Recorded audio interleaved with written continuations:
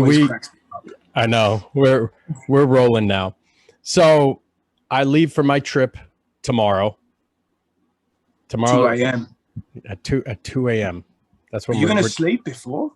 Yeah, we're driving. Well, I'll tell you what, I better sleep tonight because last night I didn't fucking sleep a wink. Well, actually, when did your anticipatory anxiety start? Because you text me back at 3 o'clock in the morning the other day, and I was like, oh, here we go. It's already started. I wasn't even going to bother texting you back or calling you because I just knew it. So I woke up at 3:30 the other day, just because every now and then that shit happens. My anticipatory anxiety started last night. Like, okay. That's when that shit went into fucking overdrive. It was so bad. I could barely sleep. And then I woke up at 3 a.m. and I was just thinking of all the fucking brutal scenarios that could possibly happen.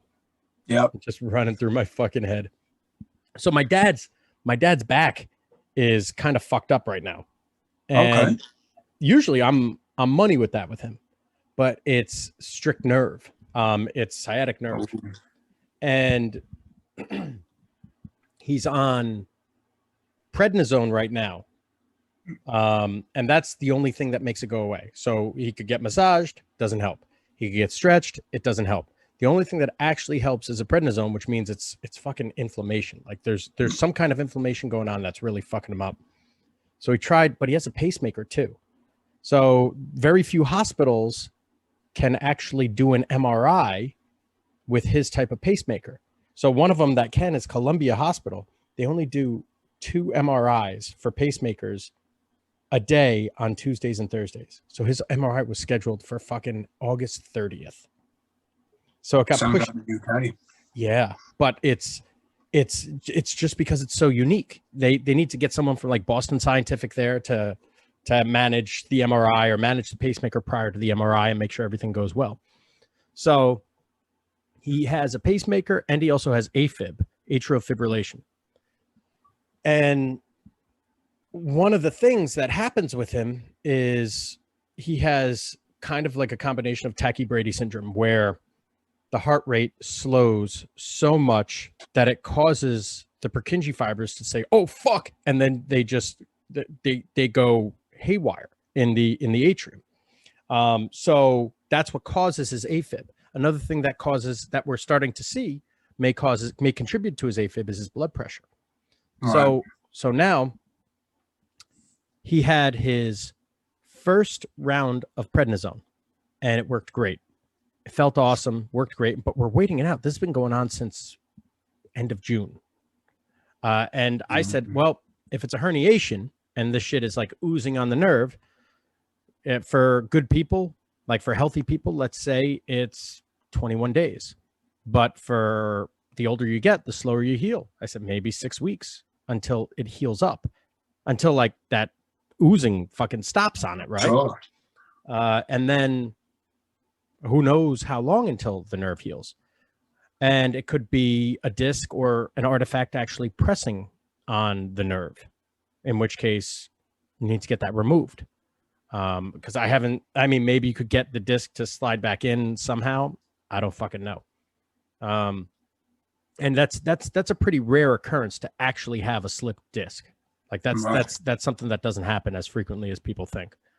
In my experience, people that have the feeling of a slipped disc, it's usually their hips are out of whack. Right. So my dad's he went to the ER. He's been in more AFib lately because there's 2 things that's occurring. He has this stuff, this localized pain relief, localized anti-inflammatory and pain relief. It's like Voltaren or something like, I don't know what the hell it's called. And it's causing an elevate. It's the only thing that makes the hamstring pain and the back of the calf pain like subside slightly. He has to put on like every 4 hours, but it raises your blood pressure. And as a result, he goes from being an AFib 6% of the time all the way up to like 26% of the time. So it's substantial. And as a result, he's like, well, me taking more and more prednisone is less of an issue than me taking all this Voltaren because I don't want to be an AFib. It exhausts me. And at least when I'm on the prednisone, maybe my hormones will be fucked. Maybe my bones will get brittle, but at least I can move. Like when he's in pain, he can't fucking move. So we went to the ER the other day to get more fucking prednisone. And then we were able to finally get the, what's it called? The bump up, the MRI to bump up to August 4th or something. But I'm gone, right? So I'm gone August 1st. So now in the back of my fucking head, I'm sitting here playing all these scenarios. Well, my dad's going to get the MRI. He's going to have a fucking panic attack in the MRI. And I have to be there for it because I'm his fucking guy, but I'm not there for it. Now I feel like I'm not here for him. Then he's going to have a Zoom appointment with the fucking doctor ASAP. Or I'm going to have to be on the Zoom appointment with the doctor when he's in there. So it's so it's that shit is playing in my head. It's running rampant. Like, all right, well, what the fuck am I gonna do about this? So that's one of the things that's causing all my fucking anxiety. So we're driving out there. We're driving to Chicago 12 hours. Then we're going to the Badlands, which is another 12 hours. Then we're going to Big Sky, which is 9 hours. So if anything were to happen, I'm 30 plus hours away in a car. But I mean, first of all, he was a big time business guy. He ain't going to freak out being in an MRI machine when he's managing that much money in a big company. And second of all, with the traffic, you might get back from the Badlands quicker than you would from where you are now into New York, man. So, I mean, look, what's the worst that's going to happen? He gets a result. Okay, you've got a bit worse of a back than we thought. I mean, ain't no biggie. Ain't nothing you can do anyway. You can't fix the results. Yeah, but I could still communicate with the doctor, and when I'm not there, the doctor ain't going to listen. Yeah, but why? You can also call. Yeah, that's true. But I like being there for him. So that's that type of thing was weighing on me heavily last night. But then I realized how irrational I was being because then my anxiety went somewhere else. I forget where it even went. I was like, oh, well, this is really fucking stupid. So I'm just not doing this anymore. And then I was able to just snuggle Freya and go to sleep. Nice, man. Well, look, also, you've been there for more than non-stop, man. Your whole life revolves around your parents. Now it's time for you to go away. Your first fucking road trip. So have you got everything sorted then? Like, genuinely, you're all packed? Because usually I never get that sorted. It's like last minute. Dude, we're pretty much all set. Oh, dude, you got to check out what Ryan got me as our wedding gift. He got us a fucking sweet shit. It's pretty cool. Hold on. I posted it on Instagram last night. One of them. So one thing he got was this lighter that's also like a fucking, this LED light is insane. But check this out. It's like a taser lighter. Wow. It's waterproof, like no issues. It lights fucking anything. It's badass. Then he got me this fucking headlamp. Yeah. Which when I go out in the woods and take a shit at night, he said this thing is super bright. Yeah. And we put it on. We started walking around outside last night. It lit up everything. And then he got me this awesome fucking knife. Check this. Oh, nice. Yeah. Happy days. There we go. Yeah. This is fucking cool of him. But so we got all this shit packed, man. I have fans. I have a like a little mini generator. Right. Charge the fans if things go out. We have everything we need.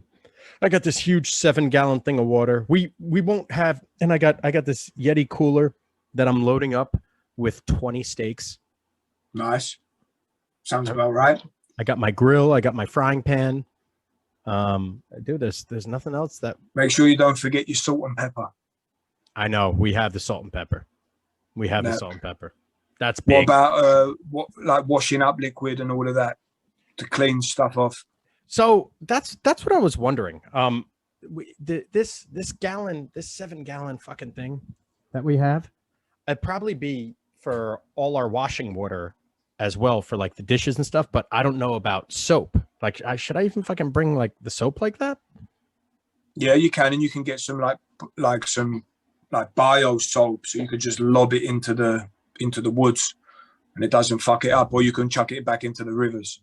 I mean, you know, that's if you got any like greenies around you, you know, they get upset if you just put fairy in the back, chuck it into the river or something. But gotcha. I would bring stuff, because also, man, if you got messy pans and that, and it stinks the van out overnight, and then like, and if you try and just wash it with just water and it's all oily, it just gets messy. So you want to be that stuff, you want it clean.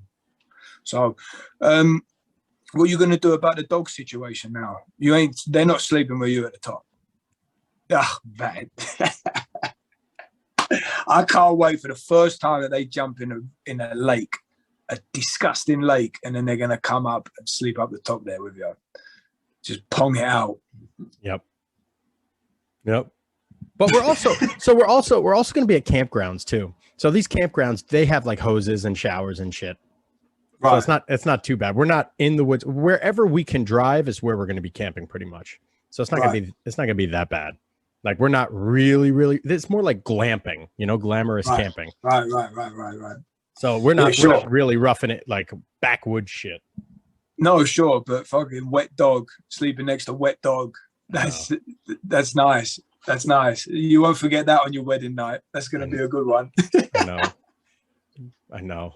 Fucking. And so then what about the actual wedding then? So how's it looking? Where is it at? Have you got a guy who's going to come and say the vows and that? So we're not legally married yet. We're going to be legally married in New Jersey, but we're going out there for fucking epic pictures. So we have a photographer that's putting us through absolutely everything that we need to be put through. So we're all set. Cool. So that is going to be in Ouray, Colorado, which is all mountains and shit. It's really, really nice.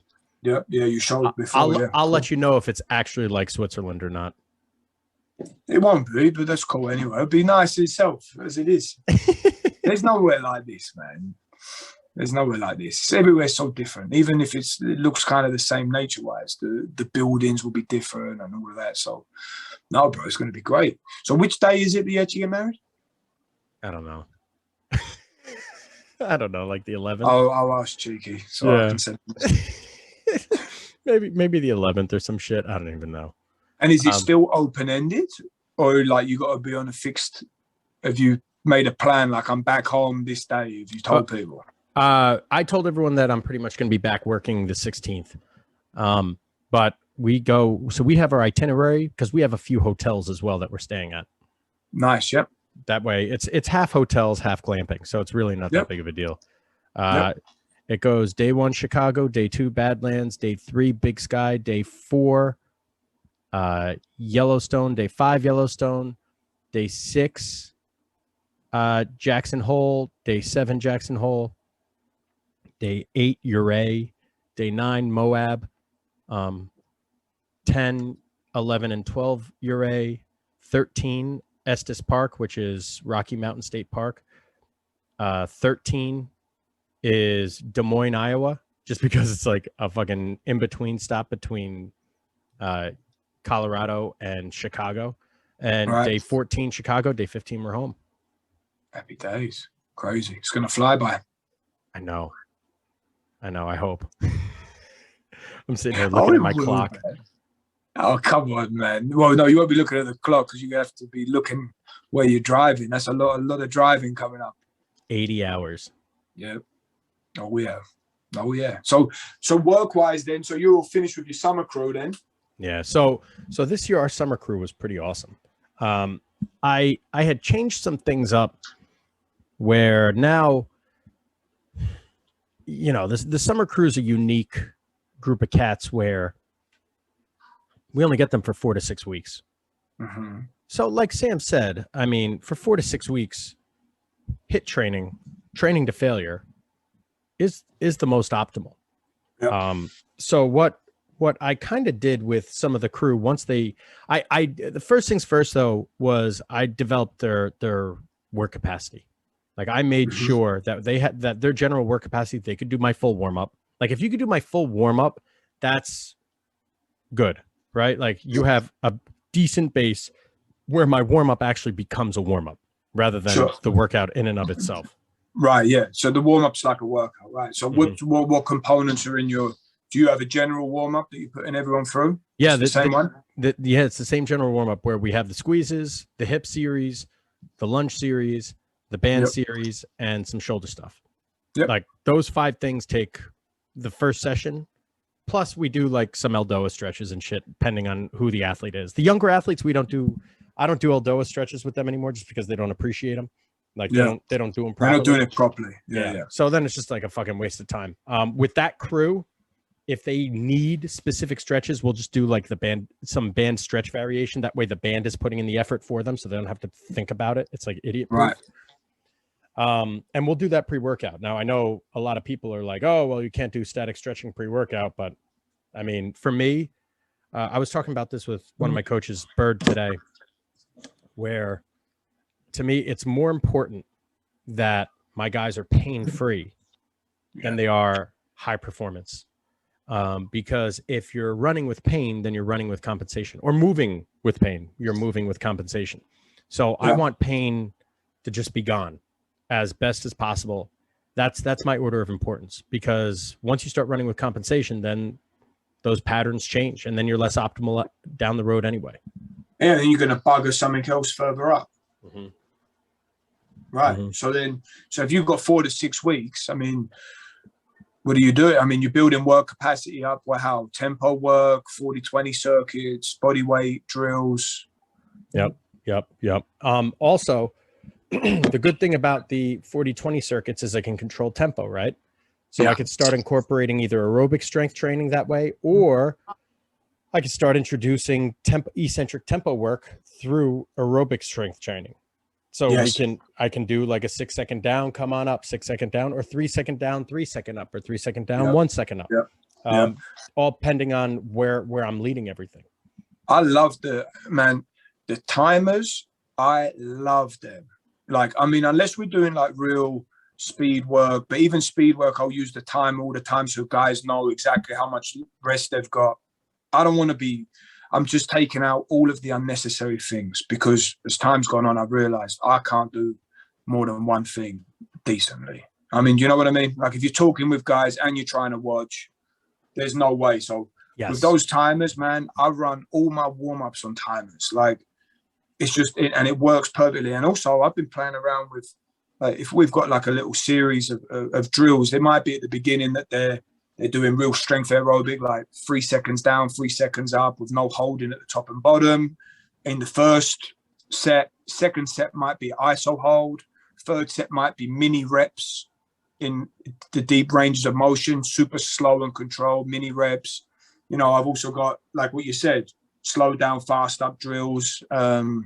And I love playing around with that. Even within the 40 seconds, I might even get guys hold for 10 seconds, mini rep for 10 seconds, like long full range for 10 seconds, iso hold for 10 seconds too. Like I try to play with it as much as possible. And guys love it that they don't have to count. And they're even more grateful that I'm not counting. And they start looking at me like, yo, how many have I done? And I'm like, yeah, 2 more. You know what I mean? Yeah. So, but I love the times, man. I think it's great. And for the experience, it makes things so much easier. Yeah, I never count. I tell my guys, I can't count. I can't count. The only counting that I'll do is when we're doing eccentrics. I'll go 6, 5, 4, 3, 2, 1, 6, 5, 4, 3, 2, 2. And even then, I still try to have one of my interns do it, so I can, if I'm watching the set, I can see what I need to see. Whereas if I'm counting, I can't. I'm an idiot. I can't do 2 things at once like that. Yeah. I'm completely the same. Just like filming. Like that's why I don't have more footage, because if I'm filming, I can't watch it until after the set. Same as me. I really struggle with that too. I'll then comment on the video that I've seen rather than what I actually saw. You know, exactly. Like that's how I do it. So then, I mean, what kind of when do you bring in your speed work? What about some strength work? What's the progressions there? I mean, 4 to 6 weeks is no time at all. I mean, you can't run waves of anything. None. So since they're kids that I'm dealing with, we can get into speed work right away, but it's not going to be optimal, right? Like you're not going to sit there and get maximum velocity out of these guys, or, you know, they're not going to realize their maximum velocity in 6 weeks. So I'll still do the short to long approach. Yeah. And then once we get to 20, 30 yards, then I started doing more fly-ins this year. Yeah. So Even that's after, interesting. That's a even new after thing, that eh? little bit. Yeah. Because in the past, I've had guys for substantial periods of time. And now with COVID, all the teams are taking over. They're because these kids are so far behind with recruiting. Right. So they're back and forth. So I have less time with these guys than ever before this year. So I had to do hit training responsibly with them. And it wasn't really hit training. There were, I shouldn't even say hit training. They had 1 or 2 sets a day that they trained to failure. That was it. Right. You know what I mean? Right. So with these guys that were exposed to my program previously, were exposed to eccentrics, were exposed to isometrics, I literally did with them what my second half, my pro crew, I did the same thing actually. My pro crew, but I had them, like my NFL guys, I had them for about 12 weeks, 12 weeks prior to them leaving for camp for a few weeks. And then they went back, or not camp, OTAs. They went to OTAs for a couple of weeks this year.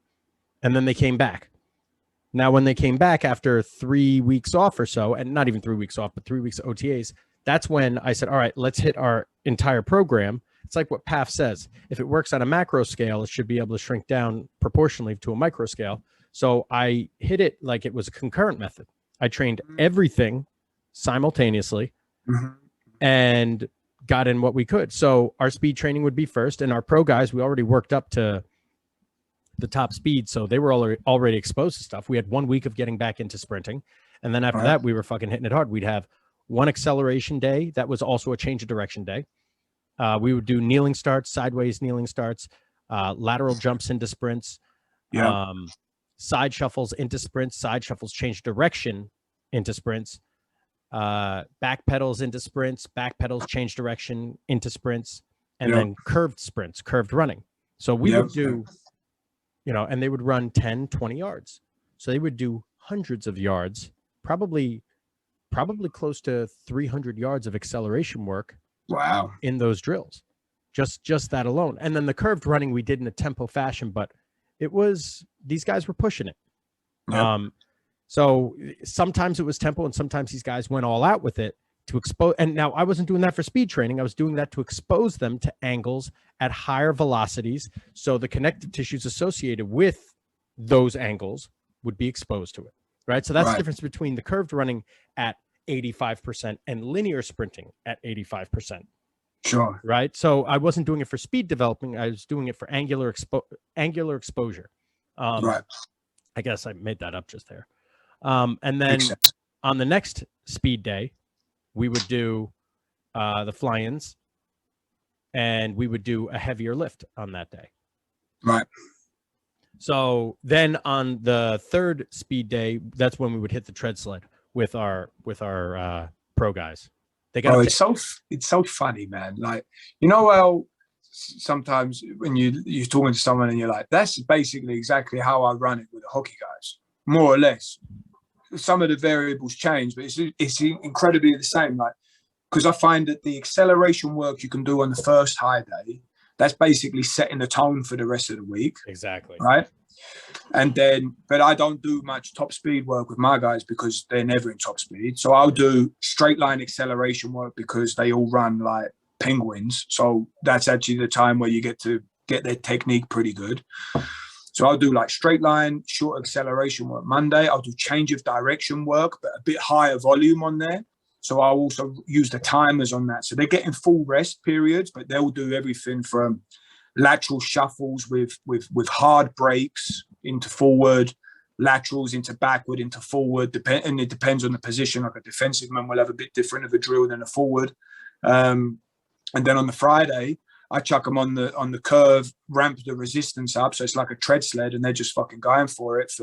They start off with 3 second worth of accelerations and I try to build them up to 20 rounds. And then I'll extend that out, and now they're up to about 7 seconds worth. And it's and then that's how I do it with my speed. So it's funny how it works like that. And also the heavier lift, I'll go on the first high day on a Monday. I'll keep it quite light. Also with the jumps are a bit more like reboundy, you know, like single leg repeated jumps and stuff like that. Maybe some into eventually hurdle hops, and that kind of stuff comes up on a Monday. A lot of stiffness based stuff, med ball throws Monday, and then we'll look at like you know, more like speed squat, sub-max stuff, you know, belt squat quite quick. Wednesdays, super slow eccentric work, and go heavy on it. Keep the reps low, but time under tension's like key. Like they have to move as slow as they possibly can and go as deep as they possibly can and come out. And then on Friday, I'll go for jump work. I'll do much more dead stop jumps. So you remember them skater lunges that we were doing where you bring the back knee down? Mm-hmm.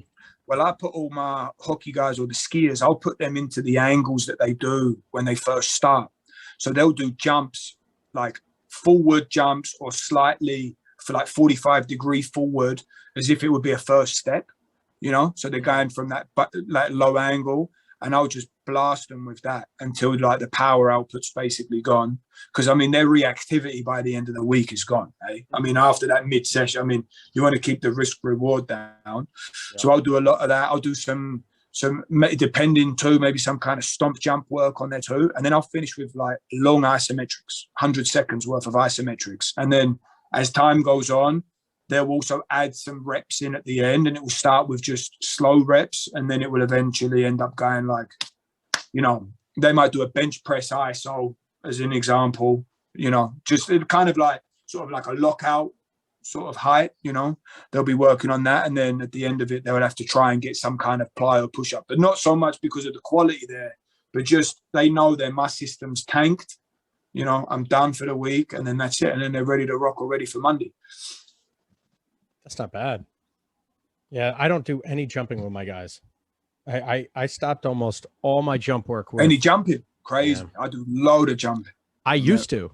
And my now keep in mind, you know, I got, and when I say my guys, two of my main guys this year were Devin and Jason McCourty. Yeah, and they're 13-year veterans. I mean, jumping's hugely risky to them, and also they're producing so much power, different world than young hockey guys, you know. Yeah. So I can't do jumping with them because they're just fucking exhausted. And they're like, my knee hurts or this or that. And these guys don't really have. I mean, Jason's had some injuries in the past, but when we train together, he's feeling good, and we that's all I care about. I think he's going to do pretty well this year, actually. But I can't do any real jump work with these guys because it's too much on them. Between their ankles, their knees, their hips, their backs, it's too much. If I could get sprints out of them, that's cool. I'm fine with that. And then some of these guys, I won't even do throws with them. So we'll do sprints, lay off the throws. If we do throws, it's like low intensity throws. Like Devin McCourty can't lift his arms over his head. So how many throws are we really going to do? You know, that's what I mean. So it's tough. And this guy's, his shoulders have been like that for 5 years now. He had one season where he had nearly 100 tackles, and after that he got almost frozen shoulder. And it just like keeps coming back, and every year we get him feeling better and better, and then every year football season just fucks him.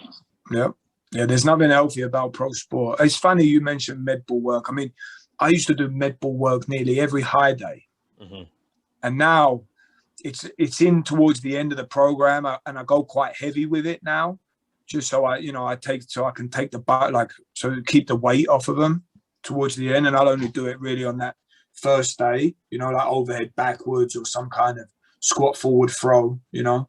But yeah, I don't use the med ball as much anymore as I used to. I used to use it all the time. If anything, I use the med ball now for low intensity circuits on the low days, and then I'll use it quite a lot, but also not just rebounded, also, you know, like lateral throws where you're sort of approaching it laterally and throwing the ball back in to come back out. Because I mean, also to get to tax the nervous system with a med ball throw, like you have to really, it's like a guy like Hogan that's throwing, you know, a 6 kilo ball overhead backwards. That's going to tax him out. But, you know, you're getting these guys, they're not, they're not far. It's always so hard because when you explain your program to people automatically compare it to where they are or to the athletes that they've got. But first of all, everyone knows that no two athletes are the same, but especially you can't compare like Devin to one of my young guys, like, 22 just signed into the NHL. I mean, they're two different humans completely, and in completely different circumstances, So, yeah, interesting. So you started playing with some of them, some step up work too, eh? You got that from Rolf? Yes, I stole that from Rolf.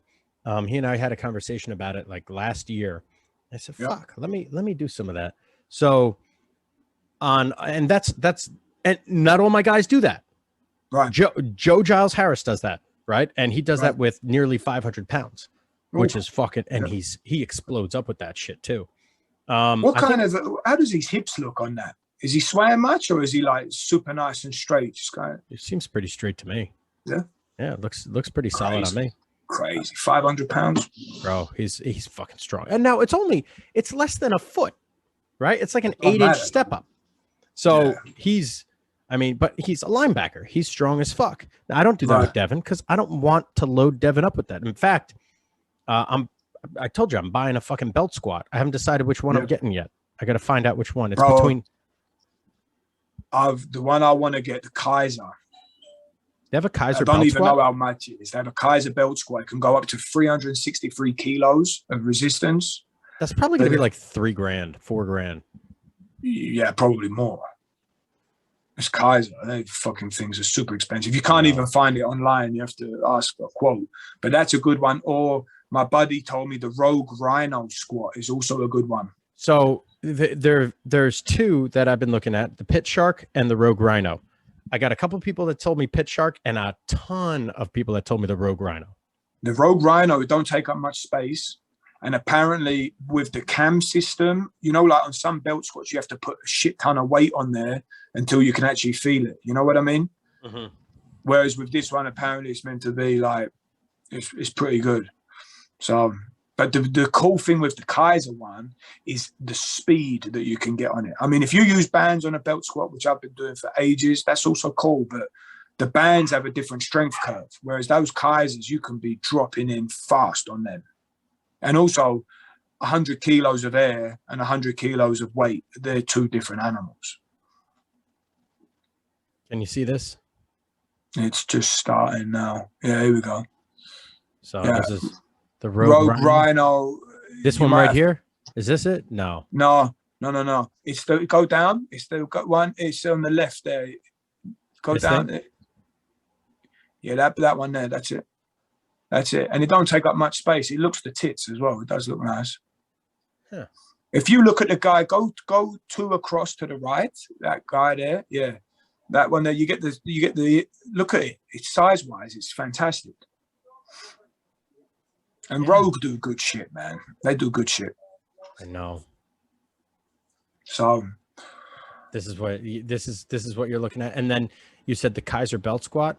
No, I'm going to probably try, unless the Kaiser belt squat just makes me want to cry with how expensive it is. I'll either go with that or I'd rather the Kaiser one. The Rogue Rhino's $2,000.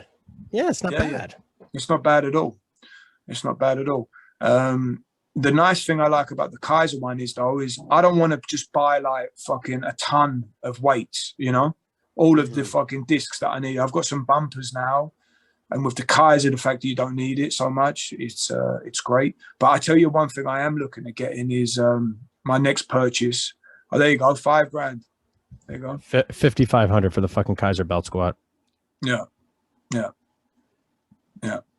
Fuck me. But it's good, bro. It's fucking good, man. I mean, 363 kilos of resistance on there, that's enough for any of my guys. I ain't got to worry about that. And like I said, air is a whole other animal, Mm-hmm. So, but yeah, no, there's a one. It's if you type in Elite FTS UK on there, and my buddy told me about this because I was looking at Elite FTS UK. Just type in that because then they've got their own UK site. So go down. No, not right yeah, here. that one there. .co.uk. Okay. .co.uk. There you go. And then if you type in the search and you go for posterior chain developer, that's what I want to get next. And it's a fucking beast. That's it. Because, you know, this is the one in the middle there. That one in the middle there. That thing is fucking fantastic. That's everything from Nordic, reverse hyper. You know, I can be working on all my single leg stuff, side bends on there too. It's even got a standing leg curl on it. That's the thing that I'm looking at getting right now. I see the reverse hyper on it now. Yeah, Okay. Reverse hyper on it. Nordic, back extension, side bends, everything's perfect on there. I like that machine. Yeah. They should have done that from day one. Yeah. It's an all-in-one. Mm-hmm. And then I'm going to get a, go in another tab here, go Watson UK. How you spell that? Watson, .co.uk. Yeah, exactly. Watson UK, gym equipment. There we go. And then I'm going to get the Animal, it's called the Animal Hyper Extension, which is fantastic because it changes the angle. It can go from 45 degrees all the way to flat. That's the one there on the left. There we go. And I just love a hyper extension, mate. I think they're fantastic. So, especially with my hockey guys, and that's cool. So you see how you can change the angle on it. Yeah, but dude, I mean, why don't you just get the Rogue thing that I have? That Rogue GHD. I don't know which one you've got. Hold on. Can you change the angles on it? Where the fuck is this? So this is what I have. I have the Rogue Eco GHD. So you know how you change the angles? You raise this up or you lower it. You could change it. And then you could still cool. Then you could still do your rows on it. I do my reverse hypers on it, but I do manually resisted reverse hypers. Or I have you know those I forget what the hell they're called, like the monkey feet that they hook in and grab. So you can do reverse hypers if you have monkey feet too. You can do weighted reverse hypers with that. So I have the people snake their hands underneath the pad and grab the top there, and they do their reverse hypers, you know, right there. That's super handy for you there because you've got a bunch of power racks. I've only got a half rack. But yeah, I mean, I love it. I mean, it's also it's cheap as fuck, and that's right. And it does the job. It does the job perfect. And it comes, you pay $500, you get that with the box. That ain't bad at all. No. That ain't bad at all. I know.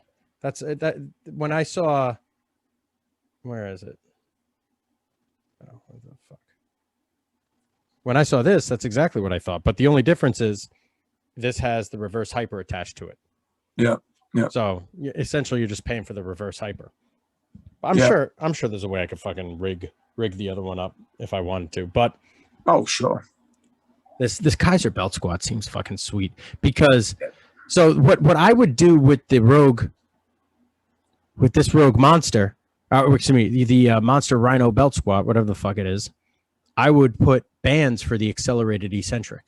Bro, that's what I was doing all the time before, and that's great. But when you use those big thick bands, you're going from like not much tension to then a lot of tension. And you're losing it so much at the bottom. Like we used to wrap around, I would have a medium band wrapped on it and then like one of the ultra heavy bands with discs too. And it also too, sometimes guys go faster than even the weight with the bands. That's what I found. So what I would do when I was at DeFranco's, I had that same issue, right? Because the bands were too tense. I would double wrap mini bands. Right. That's what I would do. So I would just keep wrapping and wrapping and wrapping mini bands. I think I'd loop them underneath twice. I'd wrap them through twice, and then it'd be a ton of fucking tension. You wouldn't need a lot of weight, but the accelerated eccentric would be humongous. Yeah, sure. Yeah, bro. Fantastic. I mean, I could see that piece in your gym then. So the Kaiser one is like, it's just fancy. I mean, of course, you can do the job otherwise. It's just fancy. It's 5K, nice. $5,500, bro. I can't fucking spend that. I'm so cheap. I spent $7,500 on my tread sled, and that was the most expensive piece of equipment I've ever bought. Yeah, they are expensive as shit, though, the tread sleds. Yeah. I don't know, bro. I just can't bring myself to spend all this money on equipment. I mean, you've seen my gym. We have nothing there. We have 4 benches. 2 of them are adjustable. 2 of them are not. Yeah. I have two double-sided racks. Gym? Yeah. I've got a 24 square meter gym, man. I've got a half rack. It's a shitty one as well, because it was the only one in the world that could fit in with the height of the ceiling that I could find. That's it. I got a curve, which was the most expensive thing in the gym. Then the flooring, I think, was then the next most expensive thing, because flooring is a motherfucker. And and bro, I mean, that's the thing too. It's nice because, I'm so blessed. I got people traveling hours to come see me from all over the country for a 24 square meter room that's in the basement with a window out. I mean, I call it the sweatshop, because it's just disgusting in there. I mean, as soon as you start training, you just die, you're pouring with sweat. But all these other places, all they're focusing on is, oh, well, now we've spent this much money. Now we have this machine, but no one knows how to fucking use these machines. You can have all the technology in the world, but if you ain't got the right monkeys controlling it, what's the whole point? And it's so nice, because that's like the rebellion, ain't it? It's like so many people think, oh, I've read all the same papers, I've done this, I've done the same same studies, blah, blah, blah, and I've got a great gym with all this equipment that can do this. That's what the science proves. And it's like, okay, let's see you coach. Let's see you do it.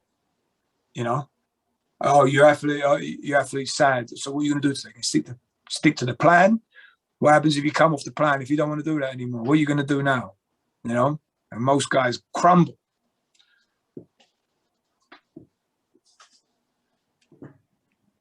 So, hold on. There's one more thing. No, I guess so. Oh, no. That's the other thing. So that's what I was thinking of. So after I want to go back to this. So after I have my one day where I focus on the tempo of everything. So I'll do like a 30-second ISO. Then I'll do a 6-second eccentric, either 5 reps, 1 set of 5 reps, 1 set of 6 reps, or 2 sets of 5 or 2 sets of 6 reps. And then we'll do 1 set of like a split squat or something like that for like max reps. I'll tell them go fucking heavy. So I want like 10 to 20 reps. So the guys will grab like, I had a kid do 140s, and the hardest part is just holding it because they can fucking rep it out. Sure. Crazy. So you're doing all that in the same day. Mm-hmm. Yeah, that's cool, because I was playing with that last year. I remember we spoke about it a bit, because, and I remember you saying, why are you doing it all? I said, well, we ain't got time. Yeah. And why not? And they all work together quite well, right? Because obviously you're going from the most fatiguing to the least fatiguing, and it works fantastically. It's funny. I don't do much split squats with my guys. I like front foot elevated lunges where they're driving their knee forward. I like that kind of that knees over toes lunge. Yeah. I quite like that. But the back leg, not all my guys can have their legs straight. Mm-hmm. Off of it, and I don't want to be regressing them, so that they have to still move some kind of weight, right? So, and I love a safety bar on that. And then yeah, I like that. And then, man, otherwise it's like I got into a bit more different high pull variations with the trap bar, where they, on the acceleration days they'll be doing some of that work, and then yeah, I mean, dude, the ISOs though, I mean, 30 seconds is good, but fucking, you can ramp that up, you fucking seriously ramp that up. Yeah, get to 100. Start seeing if they really like it, because that's a friend tester. That is 100 seconds. Yeah, they're like, how long? You're like, you got a minute left, and they're like, fuck. Bro, I can't bring my guys to do it. The 30 seconds sucks enough. I have them loaded up, but I keep it to 30 seconds. I think I read somewhere that you receive 95% of tendon relaxation after 30 seconds. I think it was 95% of tendon was 30-second isometric. So it's like, all right, fuck it. I'm not making them do it for, because I'm all about minimal effective dose with everything. So if I'm able to hit the isometric on the 30 second and get out of the muscle belly what I want, I just move on. I'm a big enough dickhead that I don't need to be a huge asshole with the training. You know, I hear you. Yeah, that would be too much. You'd have no guys left otherwise, mate. I hear you. But then on my day two of lower, that's when I'll do the stomps. And then I also, this is the other thing. I follow it with, like, I just call it a circuit. I say, all right, hey, get 1 round through the circuit or 2 rounds through the circuit. And essentially the circuit is butt squeezes, hip thrusts, calf raises, toe raises, and adductors. Yep. So I have 2 adductor exercises I do. I do the rogue knee slide that I do for the adductor one that I post on Instagram. And then what are they called? Like Copenhagen's or something? When you're lying on your side, the leg up on the bench. Yeah, like a side plank adductor raise or whatever. Yeah. I don't even know what someone told me it was a Copenhagen, so I've been calling adductor side plank. Yeah, I don't know. There's all these fucking words, man. I make up words. I'm sure I steal so many people's stuff and just rebrand it under my own name. So that's a Brooker special, mate. Yeah. So it's funny though. I told you, I said to you before too, I spent a lot of time at the beginning, and this is something I'll definitely keep in my program for next year, is this like progressive prehab work, where especially at the beginning in like an introduction phase, I'll mix between 15-second ISO, 15-second of long, slow reps, and 3 rounds of that without break on a muscle. But I'll do it on a joint by joint approach, going through the whole body. So I'll go like straight leg calf raises, straight leg tib raises, bend leg calf raises, bend leg tib raises. Then I'll go some kind of TKE step up with a hip thrust, single leg hip thrust. I'll do then hip flexor raises. I'll do straight leg back extensions, blah, blah, blah, work up all the way up the body, even going into the neck. And that, I think, is a beautiful thing, because their guys can really control it as well. And then you're getting such a huge bang for your buck, because you're getting all of the stimuli. Well, it's like 90 seconds each round of that, right? It's 90 seconds of work on a joint. So you do 15, 15, 15, 15? No, 15, 15, 15, 15, 15, 15. So it's a 15 second. It's a 15-second ISO, followed by 15-second max contraction. No, not max contractions. Long and slow, as deep and as high as you can. Then 15-second ISO, 15-second of rep. Then 15-second ISO. Back to back to any rest. 15-second rep. No rest. No rest. None. Because in the reps, I don't care if they get 1 rep, 5 reps, 10 reps. It doesn't actually matter. I'm using it more for the isometric contraction, and then to get length in the tissue, because they need a break anyway, because the muscle's fried. But then I'm getting length through the joint, and I'm also, just taking that pressure off and getting them to go down and up. And then, of course, they can't do many reps because the muscle's cooked, but they can always hold an ISO. You know what I mean? At what angle do they hold the ISO? It would depend. If you're doing like a single leg calf raise, they'd hold the ISO at the top. If they're doing like a TKE step up, they'd hold the ISO at the bottom. They can do 90 seconds for the single leg calf raise, or are they holding on to something? They'll have their palms on the wall. Gotcha. Yeah. Oh, dude, it's brutal. And then after that, I'll progress them out, and then we'll go to like 40-20, and then they'll start on a weight, and then we're trying to slowly progress with the weights. But I've got hockey guys now, and they had no calves. They had legs like sparrows, like they had nothing there. They could barely move. Like it was just chocolate ankles. They all fuck their ankles up when they play soccer in the summer and stuff. And I've got guys up to like 24 kilos in one hand, single leg, straight leg calf raises over 40 seconds, like they'll get anywhere between 10 and 20 reps on it. And that's pretty impressive, all the way down, all the way up for these guys. They started off not being able to do body weight on it. You know what I mean? So they'd just be cramping up straight away. By the second round of that ISO circuit, they're cramping. So you're doing, bro, and this is after your warm up or part of your warm up? No, this is the warm up, bro. So this is the warm up. You'll do this on a speed day? Yeah, no. So this is at the beginning of the program. This is so your when medium everything's intensity general, GPP. Okay. This is Okay. medium. Yeah. But I'll keep that joint by joint approach even as part of the warm up until the very last phase, and then that gets transferred into the low day, because I'll use it as a primer. We're not going massive heavy weight, but we've got decent weight and we're getting decent reps out, and guys feel really good. So that then when they go into their power speed warm up, they're not fatigued anymore. And also psychologically, that 15-15 3 rounds, bro, it's a demon. It's a fucking demon. Single leg hip thrusts with a band, doing that, guys are crying. They're like, if we got to do that again, I'm not coming back. You know, it's really brutal.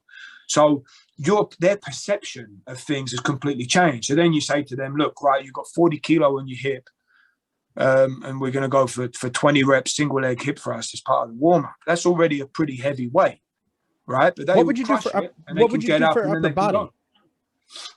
Upper body, Swiss ball push-ups. You can go YTWs. I even work external rotations. I do the neck in this way. You can do a bunch. I love side bends in this way. Do it on a glute ham. Have them lying and hanging off on the side. 15-second hold, and then into 15 of ultra bend. You know, you tell them to go as deep as you can, and then take an exhale, go deeper, and then come up. You do that, man. Their obliques are outrageous now. You know, and you balance out so much stuff. Because if you're just focusing on length in that 15-second window, you don't even care if the rep is nice or not, because you can help them back up for the ISO hold. It's you're getting like eccentric work done too, you know, because it's so slow, and you're telling them, I want you to try to go deeper every single time on the rep. They feel great afterwards. And then, like I said, after that, I will do that for about a month. I go for 2 weeks of 15-15, and then I do 2 weeks of 20-20. But that was because I had the luxury of the time. Usually you don't get that much, right? But if I had only 2 weeks of an introduction, medium intensity, that would be your introduction. I'd do 1 week 15-15, and then the next week 20-20. That's the progression, you know, that's the accumulation of the volume, and then I'll intensify it by dropping it and so then go. You'll do 15-15 3 sets, and then you'll do 20-20 3 sets? Yeah, the week. Yeah, if I had to, the week after. Yeah. Because it takes it takes a lot of time. I mean, guys always say, like, the warm up is a workout. You know, the warm up would kill most people, but there is no blend. It's like they get, you know, they increase their temperature on an air dyne or whatever. They maybe black roll a bit, depends. Then we do body work on the table, and then we just get started. We start from the bottom, from the feet, and then we just work our way up. By the time we're done with the neck, if it's a very, very long warm-up, you know, then we might be doing some basic, you know, anatomical adaptation circuits. I mean, I stole that term off Rolf, you know, if it's the beginning stages of GPP, or we might then start getting into tempo work, or, you know, but it will all depend. But that will be that chunk there. I'll keep that in my plan for sure. And I think that's fantastic, because there's so much room to grow in that. I love that. So the problem that I have with that is, now it's only good for guys that you have substantial time with, right? Like if we go back to our 6 week model, like, you do that for 2 weeks, but then you missed out on 2 weeks of speed work. But you could do it just in 1 week, because it can already prepare the system pretty well. You can do it for 1 week. It's no problem. You know, you could hit three times in 1 week. Not big. See, what I would end up doing I'm absolutely going to do that. But what I would end up doing is I would do a different warm up, and then use that as my GPP, because I get all my speed work in, and then get that as my GPP and let them cramp out. There you go. Because that'll definitely cause them to cramp out. Yeah, it can do for sure, especially at the beginning. But it's amazing how quick the adaptations come from ISO work. Yeah, and come quick. So, all right, let's cut it. Let's call it. Yeah, perfect.